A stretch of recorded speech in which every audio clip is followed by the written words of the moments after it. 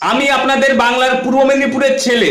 আমি যাচ্ছি সাইকেলে করে কেদারনাথ, প্রায় 1900+ কিলোমিটার। প্রথম আমি যাব পুরী জগন্নাথ ধামে, তারপর সেখান থেকে আমরা রওনা দিব কেদারনাথে। প্রায় 1900+ কিলোমিটার রাস্তা আমরা যাব এবং কেদারনাথের দর্শন করব ও আপনাদেরও করাবো। এখন আমি বাড়িতে চলে এসেছি, বাড়িতে সকলের দর্শন করলাম, সকলের আশীর্বাদ নিলাম এবং আমাদের বাড়ির কুলদেবী হচ্ছেন মা শীতলা। তো মা শীতলার দর্শন করুন আপনারা।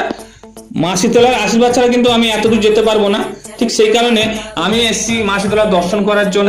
আর আমাকে ডাক্তার বলেছে তুমি সাইকেল কোনোদিনও চালাবে না, না হলে তোমার সমস্যা হতে পারে, কারণ আমার 1 বছর আগে অপারেশনও হয়েছে এই সাইকেল চালানোর কারণে। তবেও আমি সাইকেল চালিয়ে যাব, রিস্ক নিয়ে যাব। আমার এখন ওজন অনেকটাই বেশি, তবেও আমি সাইকেল নিয়ে যাব।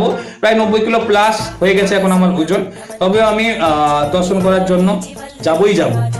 তোমাদের তো ভালোবাসা, তোমাদের তো সাপোর্টে, তোমাদের আশীর্বাদে আমার কামনা রইল। নিশ্চয়ই আমাকে আশীর্বাদ করবেন যেন আমি কেদারনাথে যেতে পারি।